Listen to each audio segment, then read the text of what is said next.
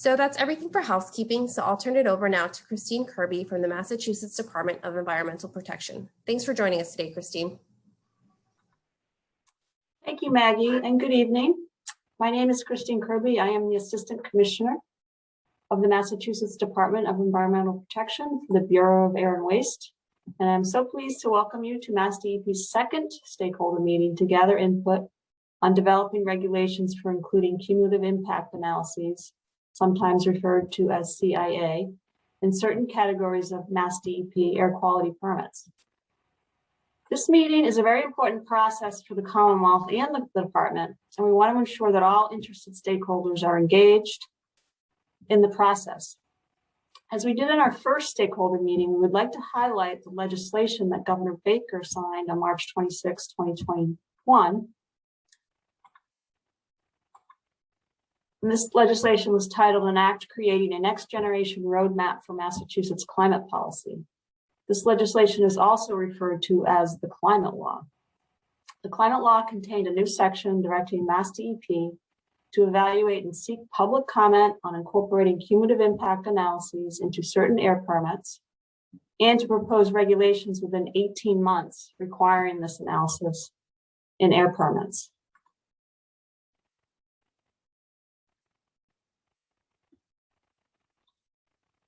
This provision is the subject of this meeting and subsequent meetings planned through April of 2022.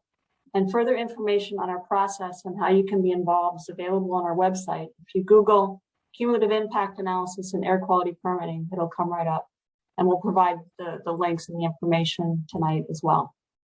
For our session tonight, we'll be doing 4 things.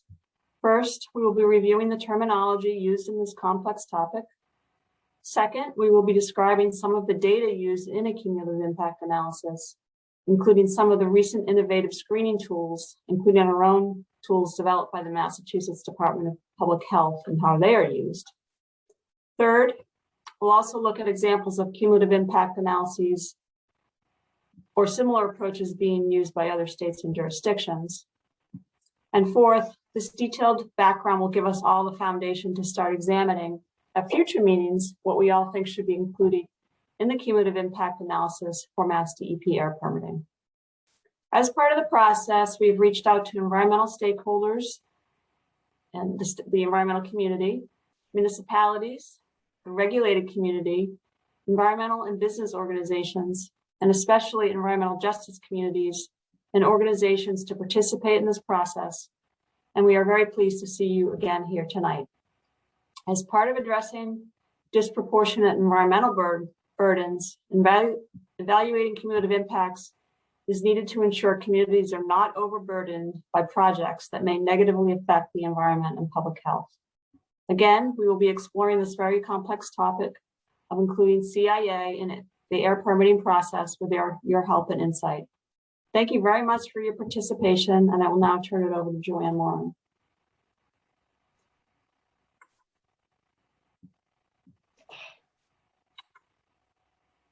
Thank you, Christine. So as Christine indicated, our agenda. So I will be going over, I am Joanne Moran. I'm the Deputy Director of the Air and Climate Division for the Bureau of Air and Waste Management of DEP. And I will be reviewing the terminology for cumulative impact analysis. Cindy Baird will be going over data sources and mapping tools, and Glenn Keith will be going over examples from state permit programs.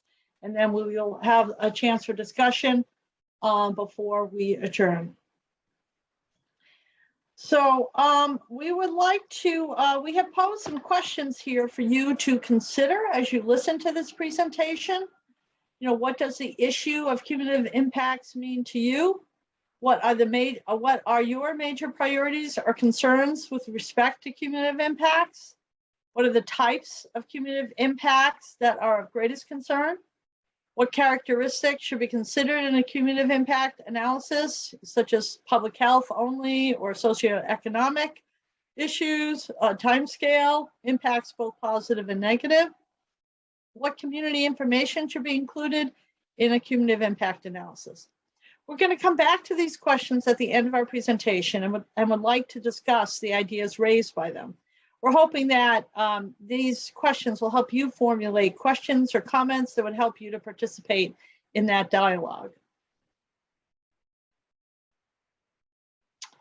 So there are many terms used when we're talking about cumulative impact analysis. So we felt it was important that we highlight some of the more significant terms and distinguish how they are different from each other. We often look at risk in air permitting and other types of analyses. Risk is a calculated probability and a quantitative number. Like what's commonly that I think you might be more familiar with is like cancer risk from inhaling a toxic compound for a certain number of hours a day over a lifetime. Regulatory programs often establish numerical standards reflecting acceptable risk that are used in a decision-making process. A risk assessment can look at a single risk, such as being exposed to a single chemical, or it can look at a cumulative risk assessment that will look at the combined effects from multiple agents, which can be called stressors. A stressor, which is often the term used in cumulative impact analysis, a stressor can be broadly defined as anything that causes a negative effect. Now, moving beyond quantifying risks, a health impact assessment looks more broadly at a range of stressors that might affect the health of a community as a result of a proposed project or plan. This type of assessment moves beyond quantifiable risk to a broad set of potential impacts that are often described generally in a qualitative manner. At the broadest level, we have assessment of cumulative impacts. And here we have a definition from California EPA. So a cumulative impact assessment looks at all possible impacts from the individual stressors that you wish to include in your analysis. Those are the environmental and health stressors that could impact the community you're looking at. At this time, there's really no set or commonly accepted formula on how to add up the individual stressors that go into that analysis. So it also can take into account, it can also take into account the vulnerability of sensitive populations. That can mean ages or different health conditions or minority populations. And the other thing I wanted to point out on this before I left the slide too quickly was the definition also it points out where applicable and to the extent that the data are available. So different data, it clearly is pointing out that different data will be used in determining cumulative impacts. And again, it implies that there is not a set formula or calculation method. So last week, EPA's Office of Research and Development held a listening session for states to solicit input on research needs and priorities on the topic of cumulative impact assessment. At the session, EPA presented an interim draft definition of cumulative impacts, and that's what you see here. And it really grounds the definition to total burdens on given circumstances in a given period of time to the community you're concerned with, and then speaks to the total effects from stressors and other activities. The concept of cumulative impact analysis has been closely linked to addressing environmental justice.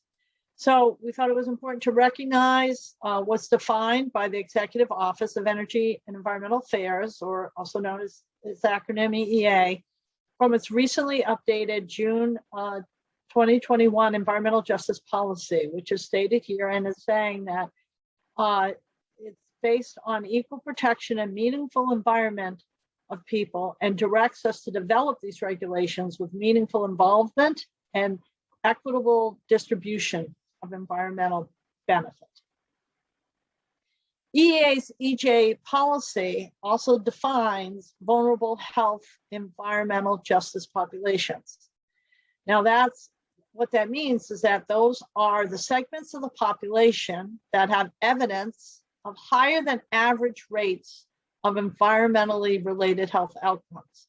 And the ones that they have picked as those being significant for Massachusetts are childhood asthma, low birth rate, childhood lead poisoning, and heart disease morbidity. So this definition calls on EEA agencies to focus special attention on those populations that already experience greater health effects from environmental stressors. In other words, to have a focus on vulnerable health justice populations. Based on this definition, Massachusetts Department of Public Health developed an environmental justice tool that identifies those cities and towns that meet these vulnerable health environmental justice criteria and provides information on health outcome rates. So you're going to hear more about the tool from Sandy Baird in just a few minutes.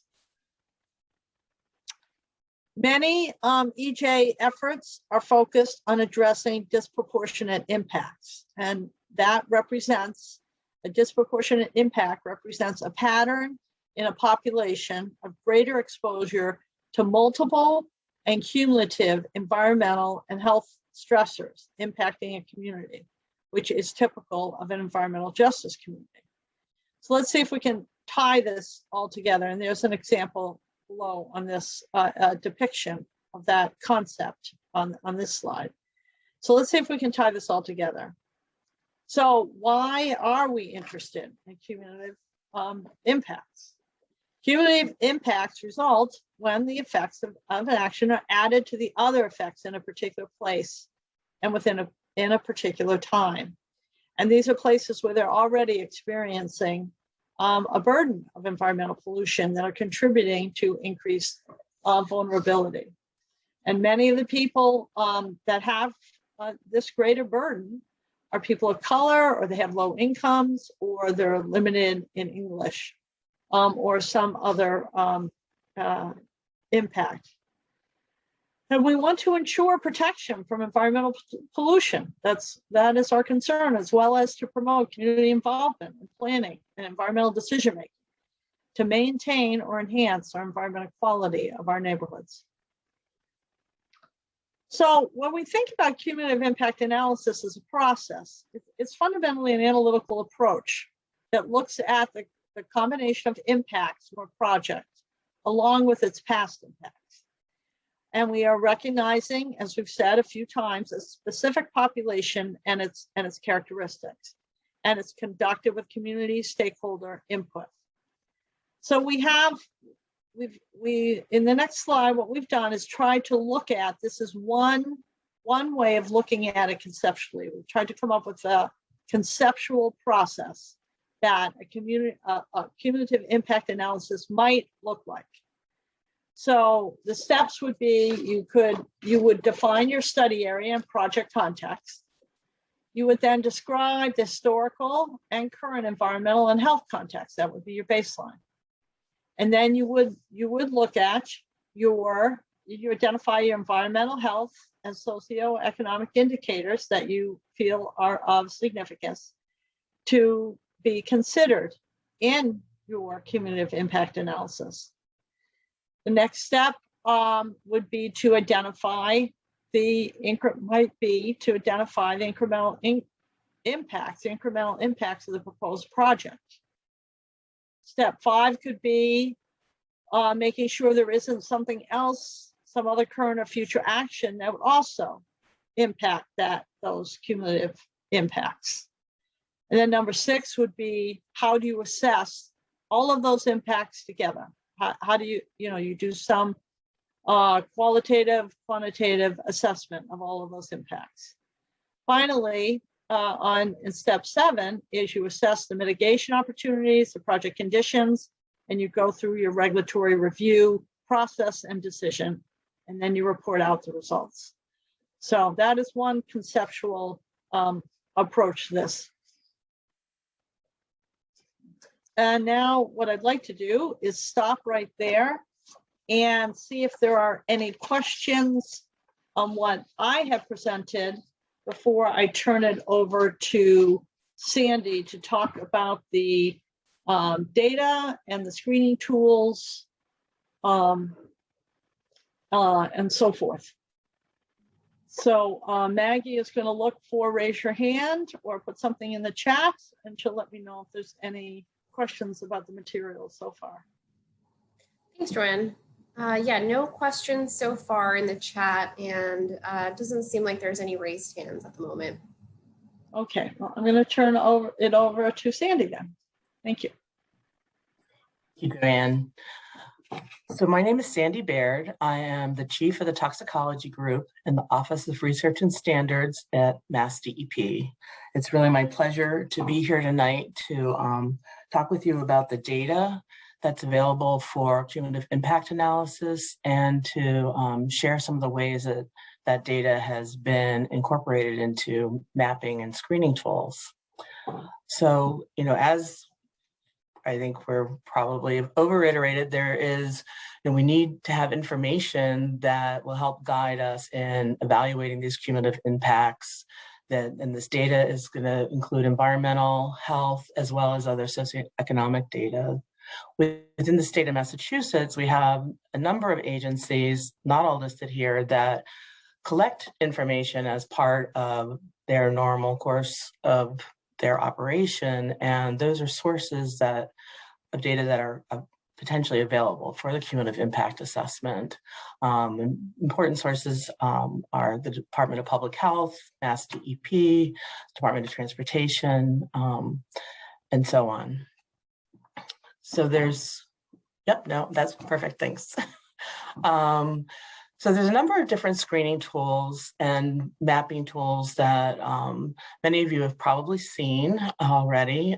It's been really interesting to be able to see this type of information. And these tools allow us to more easily identify communities that have socioeconomic status or which could lead to increased susceptibility, and also to allow us to identify where sources of pollution or resources might also be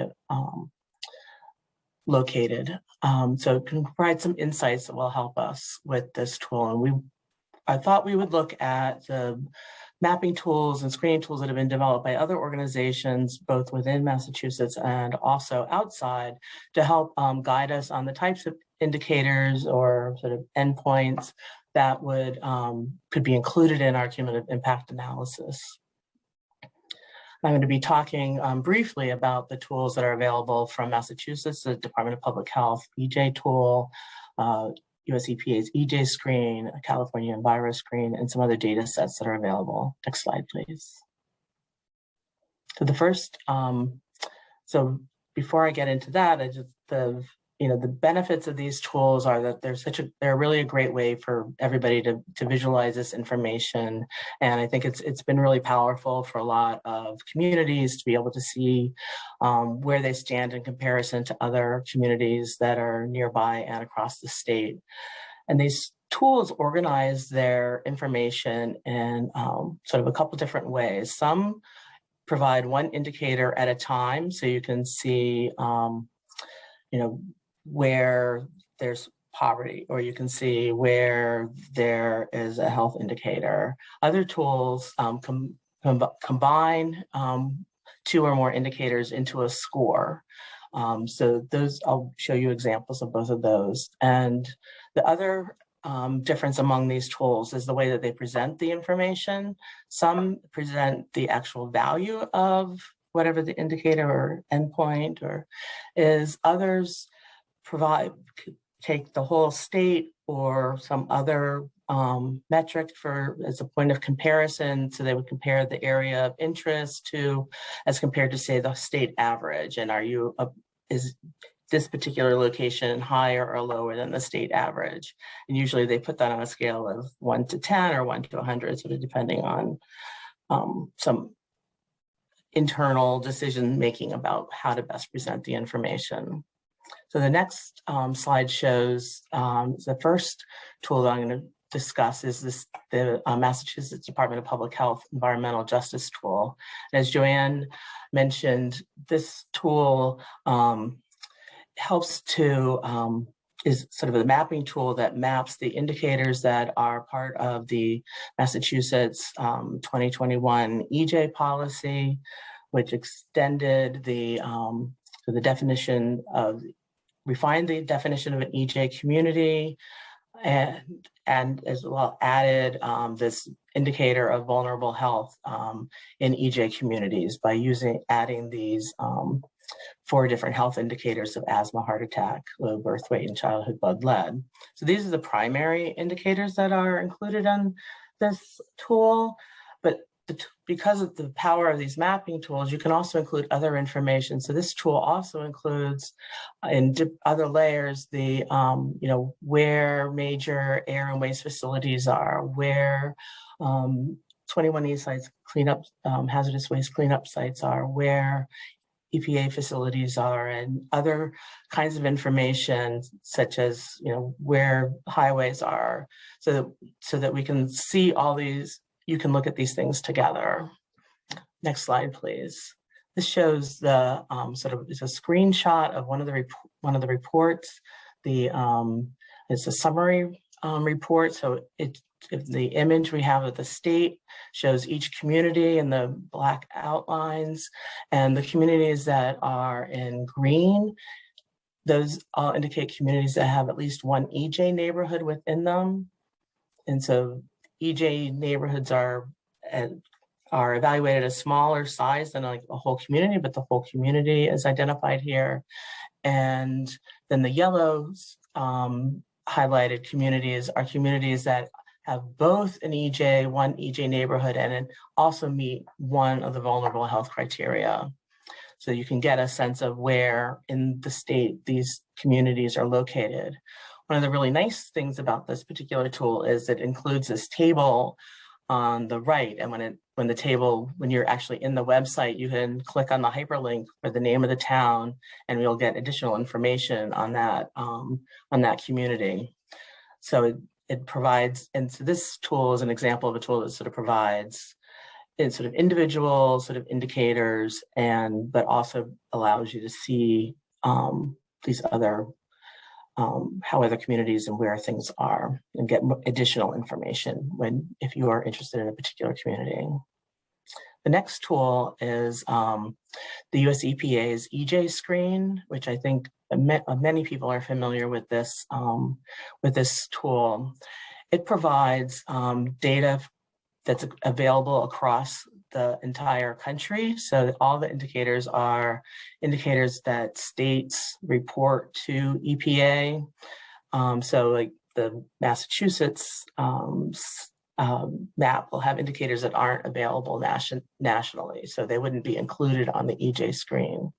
On the EJ screen also has nationally, there's a different definition, slightly different definition of what an EJ community is. So the Massachusetts map is consistent with the Massachusetts definition. But one of the point of this map is that it provides sort of a set of environmental indicators, and it also provides demographic indicators. And you can look at these indicators sort of one by one and you can, as for the environmental indicators, you can also look at them in what they call an EJ index, which then combines, say you would pick one environmental indicator, which I'm going to show you an example of in the next slide, and then it has uses minority and low income as the demographic indicator, and that allows you to see a combination of one of the environmental indicators and the demographic indicator together. So the next slide shows you a screenshot of this of the EJ screen. And if you look at this is sort of this center of Boston is shown here. And if you look on the top right-hand side of the map, we're showing here ozone, the EJ index, and we can see this shows by state percentiles, and you can see where the red is sort of the highest percentile, so the top 95%, then it's sent by 5% down into, and so it's comparing across this, comparing to the state. EJ screen also allows you to compare to your state to other states within region 1, as well as across the nation. And this particular map shows the EJ index for ozone. So it combines, so the EJ index adds weight by the number of people who are within each one of these little blocks as a census tract within that. So that will help, the idea is that helps you better identify where people are who are in EJ communities, and weights that more than areas where there aren't people in EJ communities. So you can helps you focus on communities you might be most concerned about. The next screening tool I'm going to talk about is the California Enviro Screen. So California was really the first state to start evaluating and using a mapping tool to try to look across the entire state. And one of the things that's unique about their screening system compared to the previous two tools that I showed you is that they combine all their indicators into a single score. So they have 21 indicators, and you can see in the little map in the middle where, in this case, again, we're using red is where you have a higher score, meaning higher burdens, and green would be lower burdens. California, like one of the pieces of I wanted to point out here is that this is the fourth version of the California Enviro Screen, and so I think what's important about it is to realize that this is an iterative process. So they have added indicators over time as data becomes available, as they have done more analyses. And I think that's something that's going to hold true for our own cumulative impact assessment process, is that it's likely to be an iterative process. And it's unlikely to be just we'll do it once and then we're completely finished. But these iterations occur over relatively long periods of time because all this takes time. So the next map shows you a screenshot. It doesn't show you a screenshot, sorry.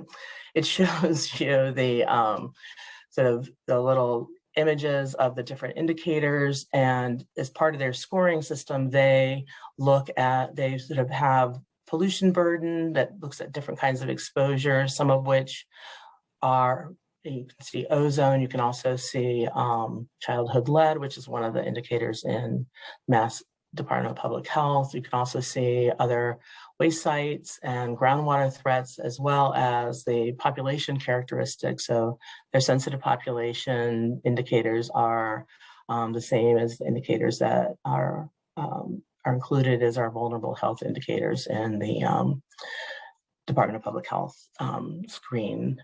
And so then they have when you create a score that is made up of a number of indicators, in the background, that means that you have made decisions about what's more important, what things you might combine, because they might represent sort of the similar kind of feature.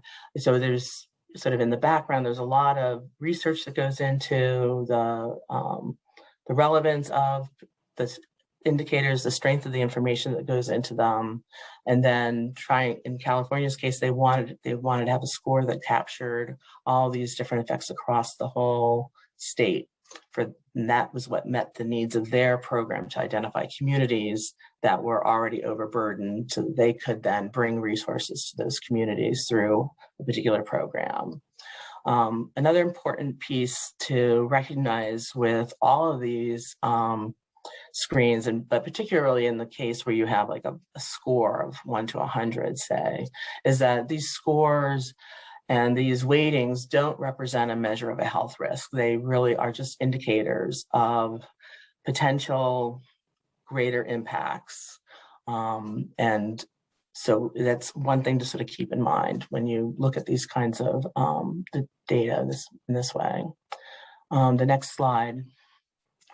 just this slide is included just as to show sort of some of the different ways that information can be presented. So this is the state of Washington, and many of the indicators that are part of their mapping tool are sort of the same that our Department of Public Health would use, but instead of presenting them sort of as more as individual indicators and presenting the data that's available for them, they actually rank each of them sort of 1 to 10, and then show that information as which has a higher risk or a higher potential risk compared to others. There's a lot of different ways to show this graphically and to think about communicating the information. So the next slide, please. So one of the beyond sort of these mapping tools is, so we talked about EJ screen. One of the pieces of information that underlies EJ screen is this national air toxics assessment. So this is national, all the data comes from all the states from the sources. It includes traffic and other kinds of sources that contribute to air pollution. EPA does modeling, and then of air concentration, and they then calculate air concentrations sort of across, like at the census tract, census block group level across the entire country. And that information can then be used to calculate cancer risk or non-cancer hazard. And this information is available, can be made available on multiple mapping tools. So it becomes a sort of a data layer. And so it's really nice to be able to rely on EPA to conduct these types of sort of complex modeling, and then that information is available for us. Another source of information that can be useful is on the next slide, which EPA also has the toxic release inventory. And it collects information from individual facilities, reports, or the pounds of a chemical per year that they release. And that's sort of at individual locations. And EPA has also then taken that information and created this risk screening environmental indicators model, which takes the information about the toxicity of the chemical and the way that chemical moves in the environment, and then sort of adds a weight to that to allow you to compare across facilities that might be releasing different chemicals. And that's also included in EJ screen and is available for incorporation. And the next slide shows a little screenshot. And so in this case, again, this is sort of the Boston area. You can see sort of in the middle of the screen, there's this larger purple dot. So that represents a facility that is releasing more and maybe, sort of more toxic chemical compared to, not that it doesn't, just because you're bigger here doesn't mean that you are creating more health problems in that area. It means that that facility has a greater release than other facilities nearby, and you would need to look at them more carefully to see exactly what was happening in that community. So that's one of the important things to think about for these screening tools, is they provide an opportunity to compare across the different indicators, but they don't represent a particular risk. They are a tool to help you know where you might want to look more carefully. I think the next slide. So, this is there's many benefits to these kinds of tools that allows you to look and see what's already happening in a particular location, based on the information that's available. It allows you to compare across different areas, which can be really important. And I think probably one of the really important pieces that we've seen is that it empowers communities, especially environmental justice communities, to have a better understanding of what potential sources of environmental pollution might be impacting them, and allows them to sort of have that conversation in a way that hadn't really been possible before because the information was presented in tables and not in a way that was easily to understand. There's also some limitations to these mapping tools, and I think I probably iterated this enough, is that it's screening level information. It doesn't provide a direct measure of exposure to a community or what the health risk is. The data is useful, but it can be limited by the spatial scales of the available data. For example, we can do modeling down to like a census block or a census tract, but then some information for, say, like privacy issues, like particularly in the health arena, data can only be available at a community level. So you can't actually disentangle, you can't see how a smaller area of the community, if they're more impacted or less impacted, because that data can't, for privacy reasons, can't be released publicly. The data also varies in quality and may not be current, in the sense that it takes, once the data is collected, it has to be checked to make sure it's accurate and then processed before it can actually be put into a map. And so there's a time lag that happens there, so it might not represent what's currently happening. And one of the other limitations is that not all the things that we care about we may not be able to map them in a way that would be useful for us. And the final point is that since these are screening tools, and even though they can represent cumulative environmental potential impacts, they are not designed to be the basis of decision making. They represent a tool for helping you identify locations of concern that then could be used. More information could be collected from the local community, and also because it doesn't capture all of the concerns of a community, it's not the end of the story. It helps start the story, start the conversation going. And thank you very much for your time. If you have any questions, we can answer them now or later on. Thanks, Sandy. It doesn't look like there's any questions just yet.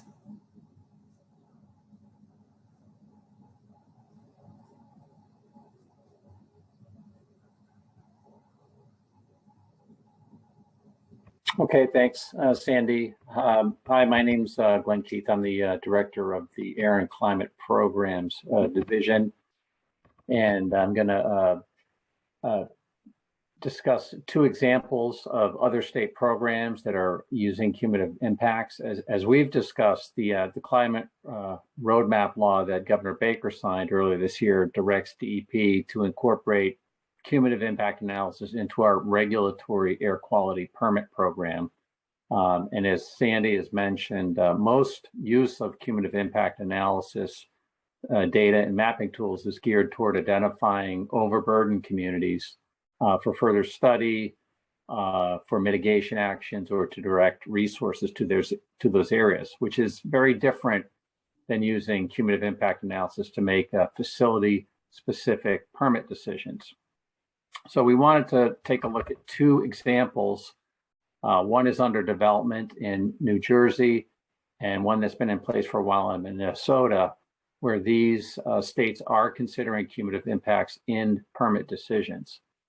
In the case of New Jersey, they are in the process of developing rules for a variety of facilities and permit decisions as defined in their environmental justice law. And in the case of Minnesota, their process applies only to air permits, but currently is applicable only to a very small geographic area within the state. Next slide, please. We mentioned at our August stakeholder meeting that New Jersey is developing regulations that would require applicants for certain permits in overburdened air communities to consider the environmental and public health stressors already borne by the community. And this is defined at the census block level, including comparing the existing burden to other non-burdened areas of the state, and to evaluate how the proposed permit action would affect the overburdened community. In the case of the New Jersey program, the law defines the overburdened communities, which you can see on the map here. They've mapped them. It's similar to our environmental justice communities. It's based on census block data on percent of low-income households, minority status, limited English proficiency. And so there's a map shown here. The New Jersey law also specifies which types of facilities and which types of permits are covered and must conduct the evaluations. For us in Massachusetts, we still need to determine that those issues, which air permits and where, since the climate law requires cumulative impact analysis for certain categories of air permits. So that implies not all air permits, but it doesn't give any specifics as the New Jersey law does. New Jersey lists 8 specific types of facilities. So New Jersey has held a series of 6 stakeholder meetings that wrapped up in June, and they are currently developing the regulatory proposal. So no decisions have been made. So I just want to caveat this. I'm just going to give a brief summary of what they're thinking about, but this is just all potential direction that New Jersey is going to take. No decisions or regulatory proposal has been made yet. In New Jersey's stakeholder slides and video recordings from the meetings they held are available on their website. If you're interested in additional details, you can just Google New Jersey Environmental Justice and it'll show right up, and you can click on that link and then go to regulatory development and all the information is there. Next slide, please. So as a first step, New Jersey is considering an initial screening to determine if the environmental and public health stressors in the overburdened community are higher than the appropriate geographic point of comparison. And this comparison looks at the average of stressors at the state or county level, excluding other overburdened areas to determine the point of comparison. And this process requires the calculation of a combined stressor total.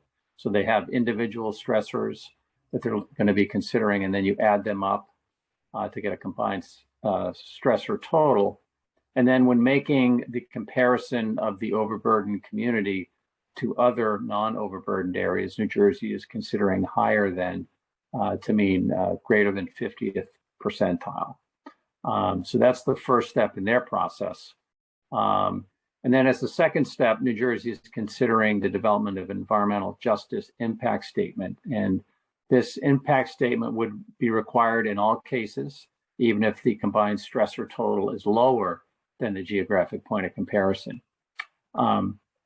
Where it is lower than the comparison community, the applicant would prepare the impact statement. It'd still conduct a public comment period and hold a public hearing in the overburdened area. And they would have to assess whether the facility would contribute to existing environmental and public health stressors such that it creates stressor levels that are higher than the appropriate geographic point of comparison. And there would be steps taken to ensure the permit would not increase stressor levels so that you end up with levels that are higher than the point of comparison. If the combined stressor total in the overburdened community is higher than the geographic point of comparison, then the facility must propose measures to avoid or eliminate those impacts. And then if the applicant cannot avoid causing or contributing to those higher stressor levels, it would create a disproportionate impact. Next slide. And in that case, you know, New Jersey in their review for a new facility would deny the permit unless there's a compelling public interest for that facility in the community. And in that case, conditions would be imposed to protect public health and improve baseline stressors in the overburdened community, such as mitigation measures. And then if the permit is for a facility expansion or renewal versus a new facility, New Jersey, the law doesn't give them the opportunity to deny the permit, but they could condition the permit to reduce impacts. So that's the process that they've laid out through their stakeholder meetings that they are now writing regulations for. Next slide. And as part of this comparison and considering the stressors, New Jersey started out with a list of over 60 stressors that they reviewed, and they've narrowed it down to 31 at this point. And I've just given some examples here. The New Jersey law has categories of stressors, and the current thinking in New Jersey for each of these categories, they've listed a number of stressors. They're not all listed here, but they have 31 total. So, for example, concentrated areas of air pollution, they're looking at ozone. So, for example, how many days over the ozone standard. They're looking at particle pollution or PM 2.5. They're also using the NADA data that Sandy mentioned earlier to look at cancer risk from diesel, as well as other NADA data for non-cancer hazards. They're looking at the number of permitted air quality sites in the census block. So those are some of the stressors that they're considering in that. For mobile sources, they're looking at traffic, major roadways and railways.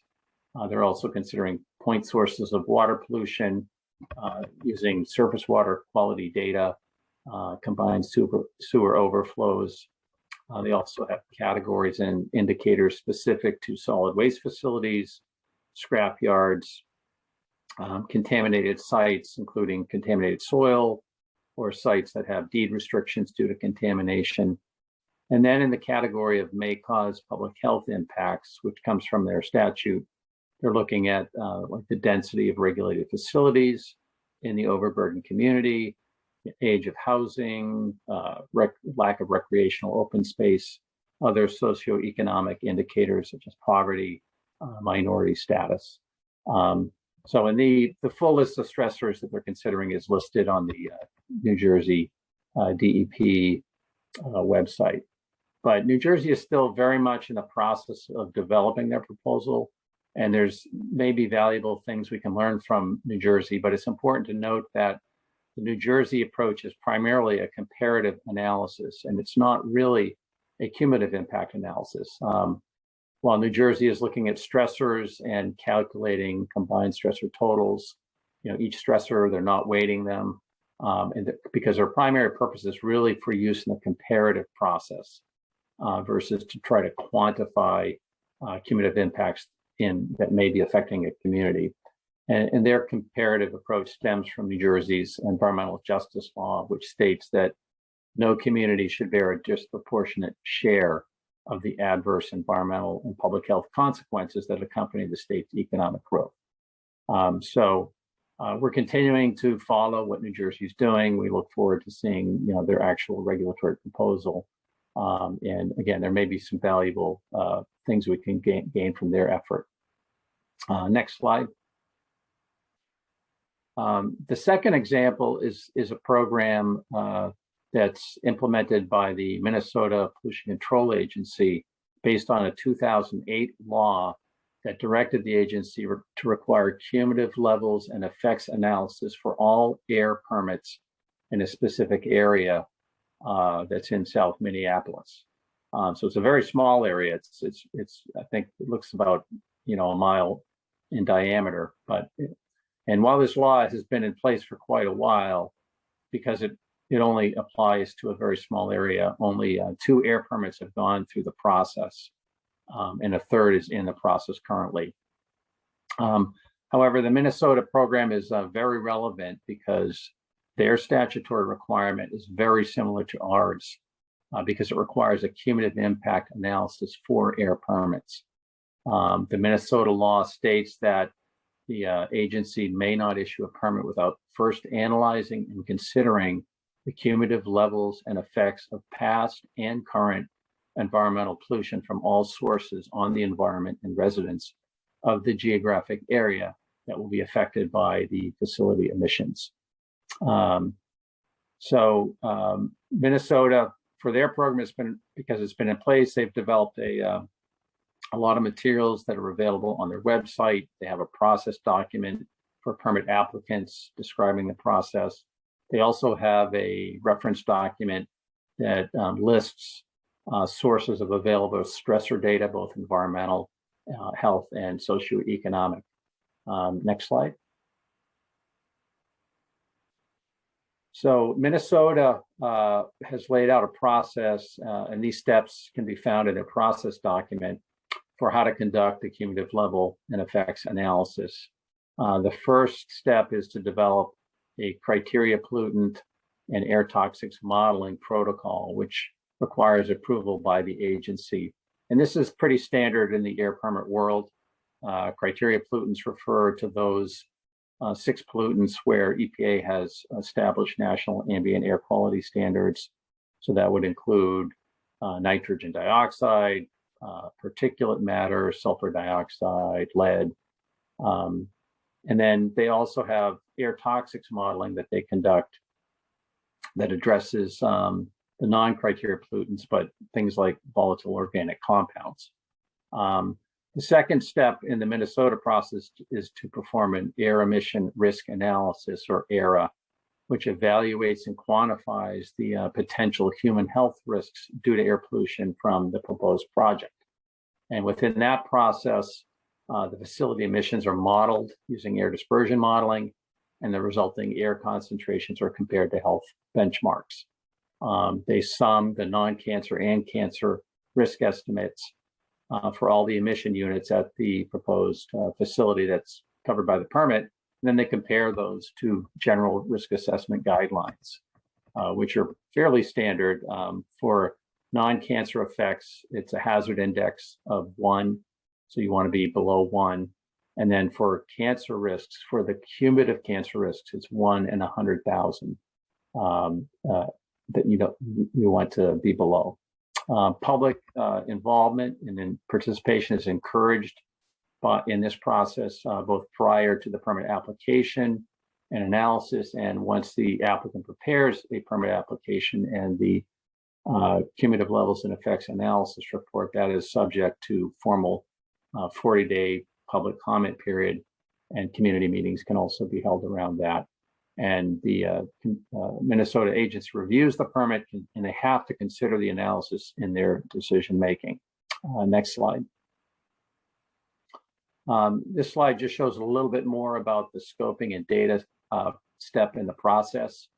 So in terms of the air dispersion modeling, they do calculate maximum air concentrations. And what they do as a first step is compare those air concentrations to screening levels. And for the screening levels, Minnesota is using basically 10% of the facility-specific risk guidelines. So for cancer, the screening level would be 0.1 in 100,000 cancer risk versus 1. And then instead of a hazard index of 1, it's 0.1. And then for criteria pollutants, the screening level is the significant impact level, or SIL. And the use of SILs is already standard practice in air dispersion modeling. For criteria pollutants, SILs are set by EPA at a fraction of the national ambient air quality standard, so that any modeled concentration below the SIL is deemed not to require further analysis. So at this screening step, if screening levels are not exceeded by either the criteria pollutants or the air toxics beyond the facility's property boundary, then no further cumulative analysis would be required. If the screening levels are exceeded beyond the property boundary, then the applicant would have to do the cumulative level and effect analysis for those pollutants that exceed the screening levels. So it focuses on those pollutants itself. And then that process analysis would identify human health endpoints that are related to the identified pollutants. An example of these endpoints would include respiratory, cardiovascular, reproductive, neurological, cancer, et cetera. And they are tied to the specific pollutants being evaluated. The report would also look at some indicators of environmental and public health indicators, including hazard indicators. And in this category, that would include things like pollutant concentrations, data from nearby monitoring sites, some of the indicators we've noted already tonight, traffic density, surface water quality, fish tissue concentrations, drinking water quality, nearby air emission sites or hazardous waste sites, hazardous waste generators, those type of things. The analysis would also look at exposure indicators, and these would be like biomarkers, so such as blood lead data in children, or if there's any other kind of biomonitoring data available, such as arsenic levels in blood. They would also look at health indicators.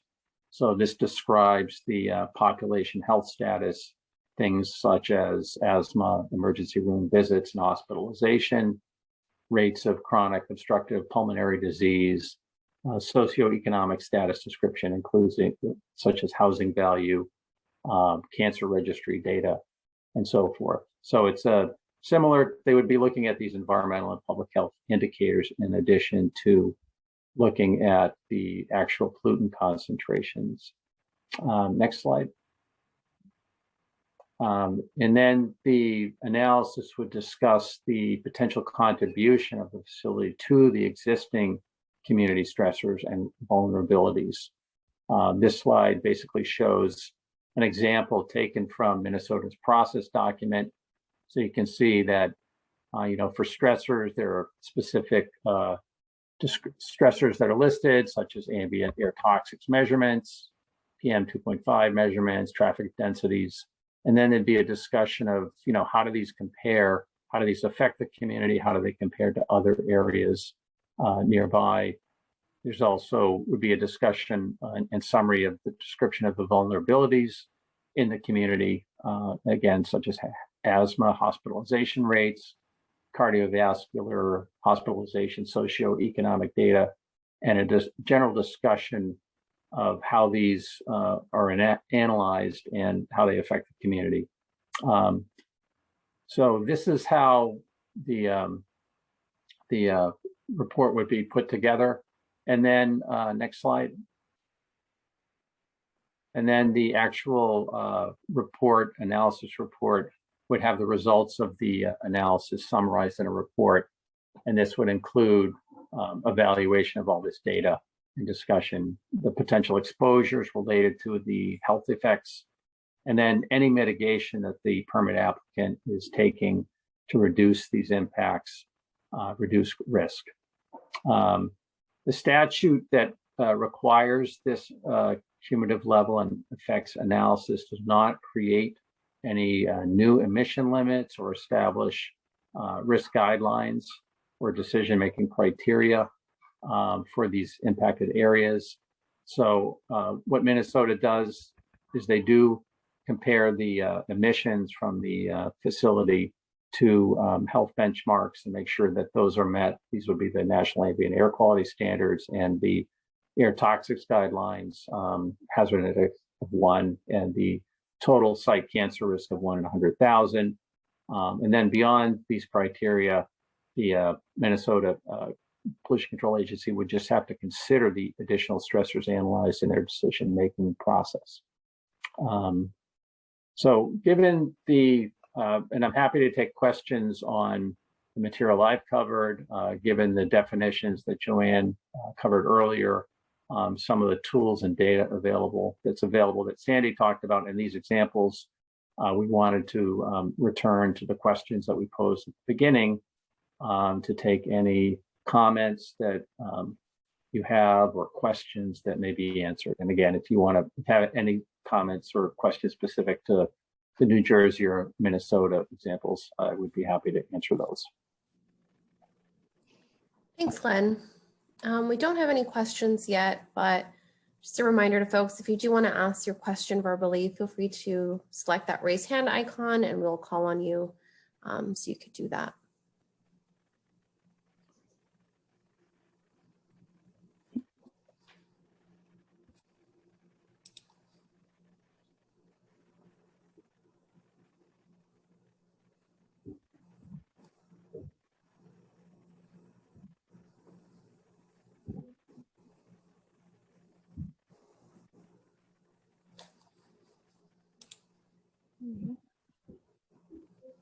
I see a raised hand. Yeah.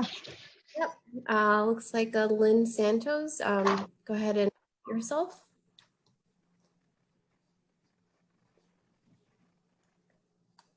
Lynn, it looks like you are self-muted.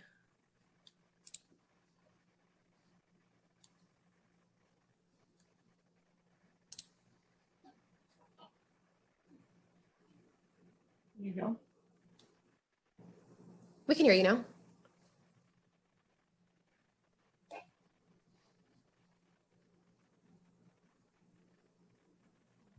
Do you still have a question?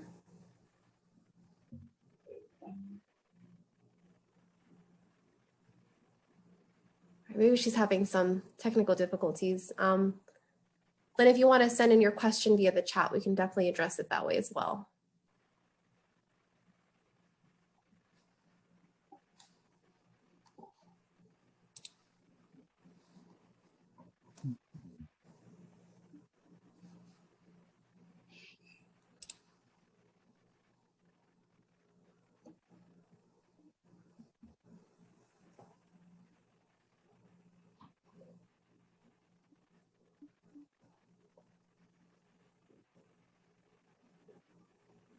Also, while we're waiting for any questions, we do want to just point out we will always take input and comments after the stakeholder meeting. If you get them in within 3 weeks after the meeting, we will try to summarize them at the next meeting.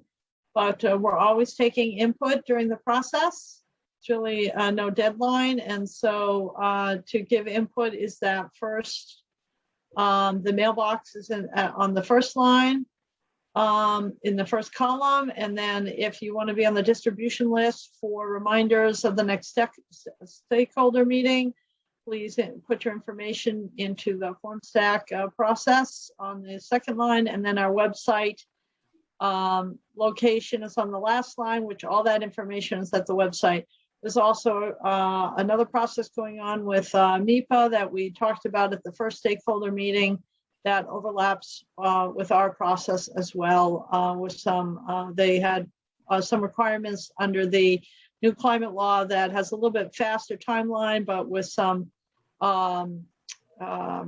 requirements that kind of overlap with what we're doing. So we're trying to cross-pollinate our processes and work closely together. So, and there's all of this information, these slides will be up on the website so you can get this information again. So we just want to bring that to your attention.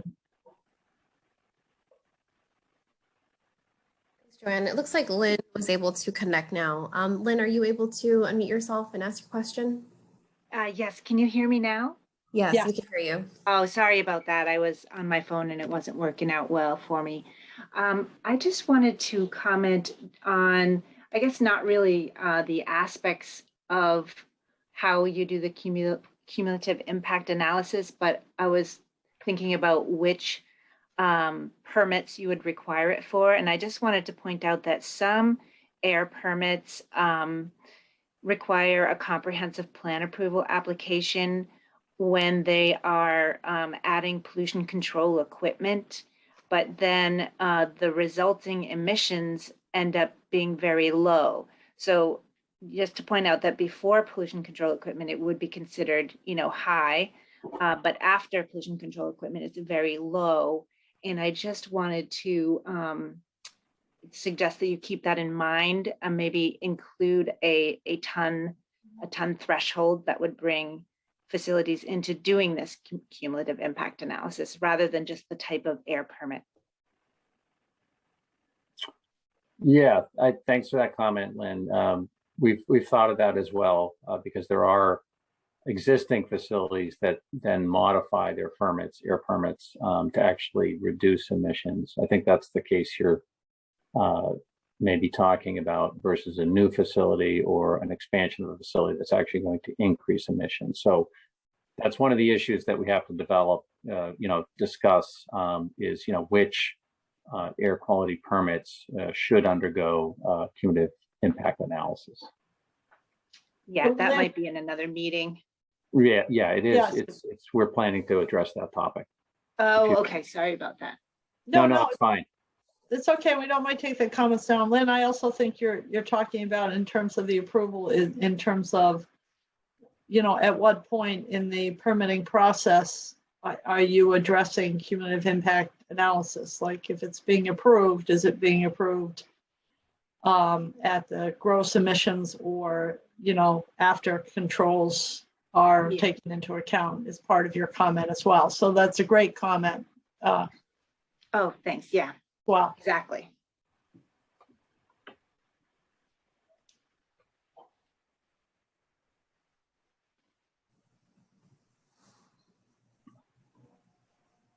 We don't have any other questions at this time. okay, well, we'll wait for a minute longer, and if there's no more, then we will end the meeting at that time. So, you know, I'm gonna put the contact information up one more time, and then just give you another minute, and then we'll end the meeting at that time. But we want to thank everyone for coming to this evening meeting and participating, and hope you will continue to come to the future meetings. The schedule of meetings is on the website, and hope that you will continue to participate. So we really appreciate your time here this evening out of your busy and personal schedules. So. All right, we do have one question asking when the slides will be posted. We'll probably get them posted probably within 24 hours. The video takes a little bit longer. I just need to check, you know, some editing things and make sure the person is available to make sure they get posted, but within a day. Great, thank you.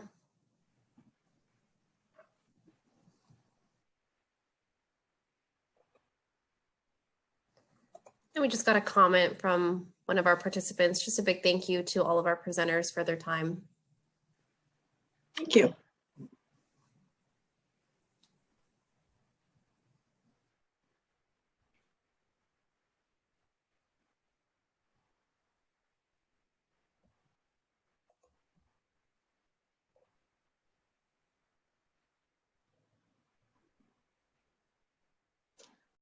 Okay, if there's no more questions, Maggie, you don't see any more?